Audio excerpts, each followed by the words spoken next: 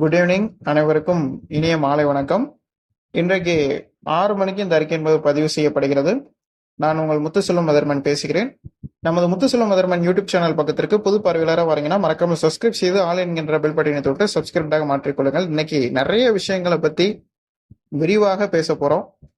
So முக்கியமான topic என்னன்னா, வரக்கூடிய எல்னினோ 2026 2027 வரக்கூடிய எல்னினோ. இதை பற்றியான கதைகள் நிறைய சேனல்ஸ்ல நிறைய விதமாக பேசிக்கிட்டு இருக்காங்க.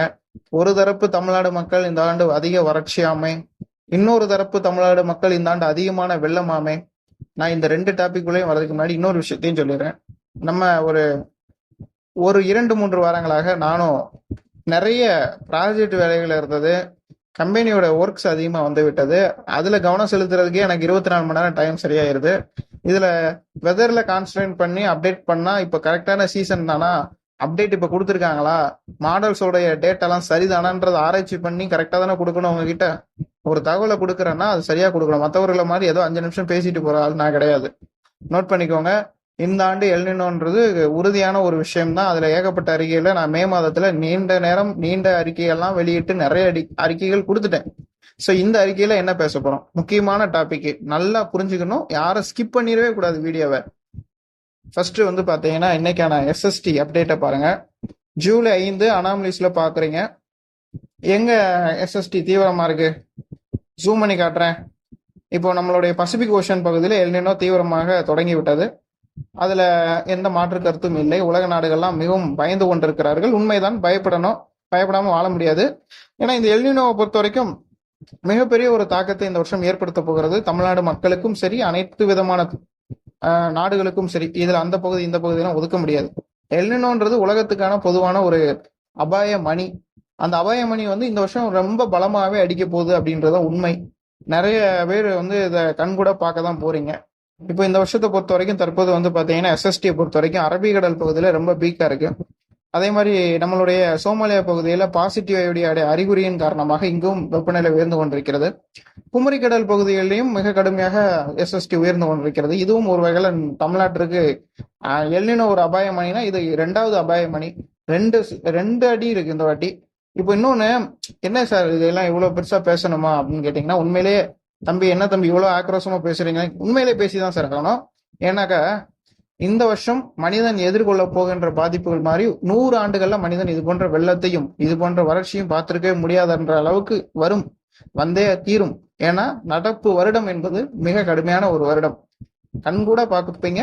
வறட்சி ஏற்பட்டால் 100 வருஷத்துல இல்லாத வறட்சி, வெள்ளம் வந்தால் 100 வருஷத்துல இல்லாத வெள்ளம். சரி சார், இந்த வருஷம் தமிழ்நாட்டுல ஒரு தரப்பு வெள்ளமா வரும்னு சொல்றாங்க, இன்னொரு தரப்பு வறட்சியா வரும், 100 வருஷத்துல இல்லாத அளவுக்கு மழையே பெய்யாது அப்படின்ற மாதிரிலாம். அந்த ஈரோடு பக்கம்லாம் போனேன். பெங்களூர்ல ஒரு கம்பெனிக்கு ஒரு ப்ராஜெக்ட் முடிச்சு கொடுக்கறதுக்கு 2 நாளைக்கு முன்னாடி ட்ரெயின்ல போய்கிட்டு இருக்கேன். எனக்கு முன்னாடியே ஒருத்தர் பேசுறாரு சீட்ல உட்காந்துக்கிட்டு, என்னப்பா விவசாயம் எல்லாம் பண்றீங்க, பண்ணிக்கிட்டு இருக்கோம், இந்த வருஷம் மழையே பெய்யாதுன்னு அந்த விவசாயி பக்கத்துல இருக்கக்கூடிய அவருடைய நண்பர்கிட்ட பேசிட்டு வர்றாரு. எனக்கு சிரிப்பு தான் வந்தது. யாரு சொன்னா இவருக்கு மழை பெய்யாது அப்படின்னு? இந்த வருஷம் தமிழ்நாட்டுல மழை அதிகமாக பெய்யும், பெரும் வெள்ளம் வரும், அதிகப்படியான மழை பெய்யும். ஆனா அதுக்கு அடுத்த வருஷம் ரொம்ப அதிகமான வறட்சி இருக்கும். இந்த வருஷம் மழைனா அடுத்த வருஷம் கடுமையான வறட்சி. இந்த 2 வருஷத்துலயும் தப்பிச்சிட்டீங்கன்னா அடுத்த 100 வருஷத்துக்கு நீங்க எந்த பாதிப்புமே இல்லாம போயிடலாம். 100 வருஷத்துலயும் நல்லா மழை பெய்யுமா, 100 வருஷத்துலயும் வறட்சி வராம இருக்குமான்னு கேட்டீங்கன்னா, இந்த வருஷம் 100 வருஷத்துல இல்லாத பெரும் வெள்ளமும் வரும், அடுத்த வருஷம் 100 வருஷத்துல இல்லாத வறட்சியும் வரும். ஆனா அதுக்கடுத்த வருஷத்துல வெள்ளம் வந்தாலும் வறட்சி வந்தாலும் நம்மளால தாங்க முடியும், தாக்கு பிடிக்க முடியும். அரசாங்கத்தால பேரிடர் மேலாண்மை குழுக்கள் செயல்பட முடியும். இந்த வருடம் வருவது போல இனி ஒரு தலைமுறை வராது. ஒரு தலைமுறை அல்ல, 2 தலைமுறைகளுக்கு வராது. ஏனென்றால் இது ஒரு கரும் புள்ளியாகவோ அல்லது ஒரு கருப்பு வட்டமாகவோ இந்த வருஷத்தை மாத்திடணும். நீங்க என்ன சார் இப்ப விவசாயம் பண்ணலாமா பண்ண வேண்டாமா, என்ன தம்பி விவசாயம் பண்ணலாமா வேண்டாமா, நாங்க தொழிற்சாலை இப்ப நான் ஒரு பிசினஸ் பண்றேன், இந்த வருஷம் நான் இன்வெஸ்ட்மெண்ட் பண்ணலாமா, இந்த வருஷம் நான் இன்வெஸ்ட்மெண்ட் பண்ணா அந்த பிசினஸ் நல்லா சக்சஸ் ஆகுமா? எல்லா வெதர் ப்ரெடிஷன்ஸை பொறுத்த வரைக்கும் பெரிய அளவுக்கு மெட்டல்ஸ் உற்பத்தி பண்ணக்கூடிய ஆலைகள்ல இருந்து, கன்ஸ்ட்ரக்ஷன் ஒர்க்ல இருந்து, மேக்சிமம் எல்லா பணிகளையுமே தீவிரமா செப்டம்பருக்குள்ள முடிச்சுக்கோங்க. அதுக்கப்புறம் நீங்க ஏதாவது பண்ண போறீங்கன்னா, முக்கியமான சிட்டிஸ்ல பணிகளே பண்ண முடியாது. ஒரு 3 மாசத்துக்கு நீங்க வீடு கட்டினா வீடு இடிஞ்சு விழுந்துடும், அந்த அளவுக்கு மழை பெய்யும். இதெல்லாம் நம்புற மாதிரியா சார் இருக்குன்னா நம்பிதான் ஆகணும். ஏன்னா வீட்டுக்கு தரைதளத்துக்கு மேல தண்ணி வரும். தூத்துக்குடி மாநகரில் நீங்க வீடு கட்டுறீங்கன்னா இந்த செப்டம்பர், அக்டோபர், நவம்பர், டிசம்பர் வரைக்கும் நீங்க வீடு கட்டுறதை விட்டுறணும். அப்புறம் வந்து இன்னும் நிறைய சொல்லிட்டு போலாம். இதுல நான் சொன்னாக்க இன்னும் ரொம்ப நேரம் அறிக்கை போய்கிட்டே இருக்கும். தமிழ்நாடு அரசாங்கம் என்ன செய்யலாம், தமிழ்நாடு மக்கள் என்ன செய்யலாம்? இப்போ இந்த எஸ்எஸ்டி நான் ஃபர்ஸ்ட் விளக்கிட்டு அதுக்கு பிறகு வேணா நான் இன்னும் தெளிவா இன்னும் பேசிடுறேன். ஃபர்ஸ்ட் வந்து இந்த எஸ்எஸ்டியை பற்றி இன்னும் கொஞ்சம் தெளிவாக பேசிடுறேன். ஸோ இந்த இப்போ எஸ்எஸ்டி வந்து இப்போ இன்னைக்கு நிலவரப்படி பசிபிக் ஓஷன்ல ரொம்ப அதிகமான இருக்கு. அதே மாதிரி நம்ம அரபிக்கடலை வலுவாக இருக்கு. இன்னைக்கு அப்டேட், நேத்து அப்டேட், இன்னைக்கு தானே? ஓகே ஓகே, இன்னைக்கு ஜூலை 6. ஸோ ஓகே, இன்னைக்கான அப்டேட் தான். ஜூலை 6-5 இந்த 42 to 24 ஹவர்ஸ்ல தான் கொடுத்துருக்காங்க. இன்னைக்கு கூட நீங்க இதை எடுத்துக்கலாம். இன்னைக்கு நான் நேற்றுக்கும் பெரிய ஸ்கேலர்ல நிறைய வித்தியாசம்லாம் வராது. ஸோ கரெக்டான அளவு தான் பாசிபிக் ஓஷன். ஸோ இதெல்லாம் விட்டுருங்க. இப்போ நம்ம நேரடியாக விஷயத்துக்குள்ள வந்துடும். Issued by 30 June. ஓகே, அது நமக்கு பிரச்சனை இல்லை. இப்போ சதன் அவுட்லுக்ஸை பார்த்துடலாம். ஸோ சதன் அவுட்லுக்ஸ்ல இன்னைக்கு 4th ஜூலை அன்னைக்கு லாஸ்ட் அப்டேட்டு. ஆகஸ்ட்ல பாக்குறீங்க, ஒரு பக்கம் சென்னை கிட்ட ஹீட் ஆகிட்டு இருக்கு, இன்னொரு பக்கம் அரபிக்கடலை வெப்பநிலை ஹீட் ஆகிட்டு இருக்கு. ஹீட்டுனா என்ன, ரைஸ் ஆகிட்டு இருக்குன்னு சொல்லலாம், இல்ல வெப்பநிலை உயர்ந்து கொண்டு இருக்கிறதுன்னு சொல்லலாம். இப்படி உங்களுக்கு தகுந்த மாதிரி நீங்க புரிஞ்சுக்கோங்க. நான் எனக்கு எப்படி பேச்சு வழக்கில் வருதோ அதை நான் சொல்றேன். இப்போ 2 பகுதிகளுமே வெப்பநிலை உயர்ந்து கொண்டிருக்கிறதுன்னு எடுத்துக்கோங்க. இப்போ இது வந்து ஆகஸ்ட் மந்த்துக்கானது. இதுல ஆகஸ்ட் மந்த்தை பொறுத்த வரைக்கும் நம்மளுக்கு மான்சூன் பெரிய அளவுக்கு நம்மளுக்கு சவுத் வெஸ்ட் மான்சூன் தானே இன்டென்சிவா இருக்க போகுது. இப்போ நம்ம நார்த் ஈஸ்ட் மான்சூன்குள்ள போயிடலாம். இப்போ செப்டம்பர் மந்த்தை பார்த்துக்கோங்க. செப்டம்பர் மந்த்ல வந்து ஒரு அதிசயம் என்னன்னா, எப்பயுமே எல்னினோ வருதுன்னா அரபிக்கடல்ல தான் வெப்பநிலை உயரும். இந்த பக்கம் பாருங்க, அரபிக்கடல் சோன் தான் வெப்பநிலை உயரும். ஆனா இப்ப ஏன் வங்கக்கடலையும் வெப்பநிலை உயர்கிறது? இங்கதானே ஒரு பெரிய ஆச்சரியமா இருக்கு. 2 பக்கமும் வடகிழக்கு பருவமழையில வெப்பநிலை அதிகமா இருந்து விட்டாலே மழை கொட்டுன்னு கொட்டும். இதுல இவர் வேலை எல்னினோ வேற இங்க ரொம்ப உச்சத்துல இருக்காரு. உச்சம்னா நீங்க நினைக்கிற மாதிரி ஏதோ 2023 வந்தது ஒரு உச்சமான எல்னினோன்னு சொன்னாங்க, அப்புறம் 2015 வந்தது ஒரு உச்சமான எல்னினோன்னு சொன்னாங்க. அதெல்லாம் கிடையாது சார். அதெல்லாம் நீங்க நல்லா புரிஞ்சுக்கணும். 1.4, 1.6, அதுல இருந்து 2.3, 2.4 இதுதான் சார் அந்த வருஷத்தோட ஹையஸ்ட். இந்த வருஷம் பாருங்க, இது மாதிரியான ஒரு பெரிய எல்னினோ வந்து நம்மளுக்கு இது வரைக்கும் 150 வருஷத்துக்கு அப்புறம் தான் சார் வருது. கரெக்டா சொல்லணும்னா டேட்டாஸை நான் கிராப்ஸ்ல போட்டு கூட காமிக்கிறேன். ஃபர்ஸ்ட் இந்த அக்டோபரையும் பார்த்துடலாம். இப்போ அக்டோபர் பார்த்துருவோமா? இப்போ இதுதான் பெரிய ஷாக்கே கொடுக்குது பாருங்க. ரிப்போர்ட்டே பெரிய அதிர்ச்சியான ரிப்போர்ட் தான். ஏங்க, இந்த ஒரு பக்கம் எஸ்எஸ்டி தமிழ்நாட்டுல சாதகமா இருந்துட்டாலே மான்சூன் நல்லா இருக்கும் போது, அதுவும் எல்னினோல அரபிக்கடல்ல எஸ்எஸ்டி ஸ்ட்ராங்கா இருந்துட்டாலே சவுத் தமிழ்நாடுக்குலாம் மழை பெரிய அளவுக்கு பெய்யும். இப்ப பாருங்க, இங்கே குமரி கடலையும் எஸ்எஸ்டி ஸ்ட்ராங்கா இருக்கு, அரபிக்கடலையும் எஸ்எஸ்டி ஸ்ட்ராங்கா இருக்கு, வங்க கடலையும் ஸ்ட்ராங்கா இருக்கு. இங்க பாருங்க, இதை விட கொடுப்பேனா வியட்நாம் பகுதியிலும் ஸ்ட்ராங்கா இருக்கு. ஏங்க, ஒரு பகுதியில் இருந்தாலே வடகிழக்கு போறவங்களே பெரிய அளவுக்கு கூட்டம். இதுல ஒட்டுமொத்த எல்னினோவிலேயே மிகப்பெரிய அளவுக்கு பாதிப்புகளை கொடுக்க போறதே தமிழ்நாடு தான், சந்திக்க போறதே தமிழ்நாடு தான். ஒட்டுமொத்த உலகம் எதிர்கொள்ளக்கூடிய பெரிய பாதிப்புகளை காட்டிலும் இந்த வருஷம் தமிழ்நாடு எதிர்கொள்ளக்கூடிய பாதிப்பு தான் ரொம்ப அதிகமா இருக்கும். உலகத்தோடைய 45%-இருந்து 30% பேரிடர்களை இந்த ஆண்டு தமிழ்நாடு வாங்கி கொள்ளும். உலகத்திற்கு கிடைக்க வேண்டிய பேரிடர்கள் 100% எடுத்துக்கோங்க. அந்த பேரிடர்கள்ல 30% தமிழ்நாடு இந்த வருஷம் வாங்கி கொள்ளும். தமிழ்நாடு, இலங்கை. ஏனென்றால் இதுதான் வடகிழக்கு பருவமழை சீசன். இப்படிதான் வந்து தானே பெய்யணும். வேற எங்க நம்மளுடைய ஆப்பிரிக்காவில் பெய்யணுமா? ஆப்பிரிக்கால ஏற்கனவே சீசன் எல்லாம் அவங்களுக்கு முடிஞ்சிடும். அப்படி இருக்கனால அவங்களுக்கு பெருசா இருக்காது. சரி, அப்படின்னா நம்ம இந்த சைடு ஓரளவுக்கு இருக்குமா அப்படின்னு கேட்டா இருக்கும். ஆனா அதை விட இவர்கள் தான் தமிழ்நாடு, இலங்கை, சோமாலியா, இந்த நாடுகள் தான் பெரிய அடியே இருக்கு. மலை மலை மலை, வெள்ளம் வெள்ளம் வெள்ளம். சரி, மழை வெள்ளம்லாம் பருவத்திலேயே வந்துருமா இல்ல பருவம் தாண்டி வருமா? பருவத்திலேயே வந்துடும். பருவம்னா இப்ப நம்மளுக்கு அக்டோபர், நவம்பர், டிசம்பர். நவம்பருக்குள்ளேயே வந்துடும், இல்ல அக்டோபர்லயே வந்துடும், டிசம்பர்லயே வந்துடும். இந்த 3 மாதமே ஒரு எப்படின்னாக்க அக்டோபர்ல ஒரு ட்ரெய்லர் எப்பவுமே இவர் இப்படிதான் காட்டுவார். சிம்டம்ஸ் எல்லாம் இவர் எல்னினோவை பொறுத்த வரைக்கும் நல்லா எனக்கு தெரியும். இவருடைய கோணமே எப்படின்னா, முதல்ல சின்ன சின்னதா தொடங்குவாரு. அதாவது எடுத்த உடனே அடிக்க கொடுப்பாரு. ஆனா எப்ப தெரியுமா? ஃபர்ஸ்ட் இப்போ நம்ம டீச்சர் ஒரு வார்னிங் பண்றாங்க, இது வரைக்கும் நல்லா படிச்சுக்கிந்த, இனிமே நல்லா படிக்கணும், ஏன் இந்த எக்ஸாம்ல மார்க் 100 மார்க் வாங்குற நீ ஏன் 50 மார்க் வாங்கின அப்படின்னு கேட்கறாங்க. அது ஃபர்ஸ்ட் வார்னிங். அதே ஸ்டூடெண்ட் 2வது 25 மார்க் வாங்குறாங்க, ஃபெயில் ஆகிறானா அப்ப என்ன ஆகும்? அடி பயங்கரமா இருக்கும். அதே மாதிரிதான் ஃபர்ஸ்ட் ஒரு வார்னிங் மாதிரி தமிழ்நாட்டுக்கு ஒரு சிம்டம்ஸ் மாதிரி காட்டும். எப்ப காட்டும்? அக்டோபர் எண்ட்ல இல்ல நவம்பர் ஃபர்ஸ்ட் வீக், செகண்ட் வீக்ல காட்ட தொடங்கும். அது கண்டிப்பா செகண்ட் வீக்ல ஒரு சிம்டம்ஸ் காட்டிடும் அந்த வருஷம் நார்த் ஈஸ்ட் மான்சூன்ல. அப்படி அந்த சிம்டம்ஸ் தமிழ்நாட்டையே ஒரு திரும்பி பார்க்குற அளவுக்கு ஃபர்ஸ்ட் சிம்டம்ஸ் இருக்கும். சரி, இதான் பெரிய அளவுக்கு அழிய கொடுத்துருச்சே போயிடுச்சேன்னு நினைக்க கூடாது. இதுக்கப்புறம் தான் ஃபர்ஸ்ட் சிம்டம்ஸ், செகண்ட் சிம்டம்ஸ், தேட் சிம்டம்ஸ், தேட் சிம்டம்ஸ்க்கு அப்புறம் தான் மெயின் பிக்சர், கிளைமேக்ஸ், அதுக்கப்புறம் மூவி. இப்படி ஃபர்ஸ்டுக்கே வரும். நம்மளால ஃபர்ஸ்ட் சிம்டம்ஸே பெரிய அடியா இருக்கும். ரெண்டாவது, மூணாவது, நாலாவது, அஞ்சாவது, ஆறாவதுன்னு நிறைய அடிகள் இருக்கு, நிறைய அடிகள் இருக்கு.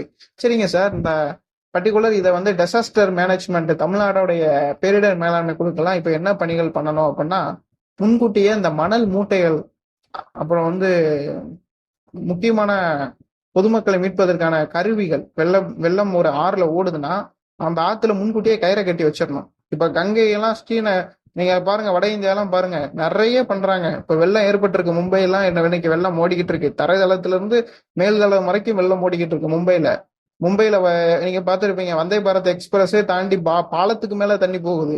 அப்போ அங்க என்ன பண்றாங்க, ரிவர்ஸ் தண்ணி ரொம்ப வேகமா ஆத்துல வெள்ளம் வரும்போது ஆத்துல இந்த கரையில இருந்து இந்த கரை வரைக்கும் கயிறு கட்டி ரோப் போய் கட்டி விட்டுறாங்க. அப்போ யாராவது ஆத்துல அடிச்சுட்டு வர்றவங்க மேல அப்படியே கையை தூக்கிட்டு வரும்போது அந்த கயிறை பிடிச்சு நின்றாங்க. இது மாதிரி தமிழ்நாட்டுல எல்லா ஏரிகளையும் நீங்க முன்னாடியே கட்டி வைக்கணும் கயிறுகளை. அதனால நிறைய உயிர்கள் பாதுகாக்கப்படும். நிறைய விவசாயிகள் இந்த வாட்டி நீங்க விவசாயம் பண்ணீங்கன்னா நல்ல மழையில தாங்கக்கூடிய பயிர்களா பார்த்து பண்ணுங்க. சும்மா இந்த வருஷம் மழை கம்மின்றாங்க, நம்ம வறட்சியை தாங்கக்கூடிய வகையில பயிரை பண்ணிட்டு அது அழுகி போச்சு, நஷ்டமாயிடுச்சு அப்படின்லாம் இருக்கக்கூடாது. அதே மாதிரி நெல் கொள்முதல் நிலையங்கள் அட்லீஸ்ட் தமிழக முதலமைச்சர் அவர்கள், உண்மையிலேயே நான் என்ன சொல்றேன்னா, நீங்க மற்றவர்கள் யாரும் செய்யாதத உங்களால முடிஞ்சா நீங்க செய்யுங்க. எல்லா நெல் கொள்முதல் நிலையங்களையும் சரியான டைம்ல நேரடியாக நெல் கொள்முதல் நிலையங்கள்ல அவர்கள் வந்து மூட்டை முதல்ல எடுத்துட்டு போட்டோம், மலையில அப்படியே தேக்கி வைக்க வேண்டாம். இன்னைக்கு இத்தனை நெல் மூட்டைகள் இங்கிருந்து போகுதுன்றத கணக்கு வச்சுக்குவாங்க. இதெல்லாம் நான் சொல்லலாம். ஆனா ப்ராஜெக்ட் மேனேஜர், அங்க இருக்கக்கூடிய உற்பத்தியாளர்கள், அவர்கள்ட்ட நீங்க கேட்டு என்ன பண்ணலாம், இதுல இருந்து அவர்களுக்கு தான் அனுபவம் தெரியும். நம்ம இங்க உட்காந்துட்டு நம்ம எதுவும் சொல்ல முடியாது. அதனால குறைந்தபட்சம் ஒரு தகர சீட்டாவது இந்த வருஷம் நீங்க போடணும். எல்லா நெல் கொள்முதல் நிலையங்களுக்கு முன்னாடி நம்ம தகர சீட்டாவது போடணும். தேவையில்லாத மதுபானங்களுக்கு நீங்க சுரங்கம் வச்சு நம்ம அதை சேவ் பண்ணி வைக்கிறோம், ஏசிகள்லாம் போட்டு. அதை விட நம்ம இதுக்கு தான் சார் சேவ் பண்ணி வைக்கணும், நம்ம உணவு. அதே மாதிரி இன்னொரு விஷயம் தமிழ்நாட்டில் இன்னைக்கு பேசு பொருள் ஆகிட்டு இருக்கு. இந்த மேட்டூர் அணை பக்கத்துல மேகதாது அணை கட்ட போறோம். அந்த மேகதாது அணையனால பெங்களூருக்கு குடிநீர் தட்டுப்பாடு குறையும். நல்லா சொல்றேன், மேட்டூர் அணைக்கு பக்கத்துல மேகதாது அணை கட்டினால் தமிழ்நாடு அரசாங்கம் சும்மா இருக்காது, நாங்கள் சும்மா இருக்க மாட்டோம்.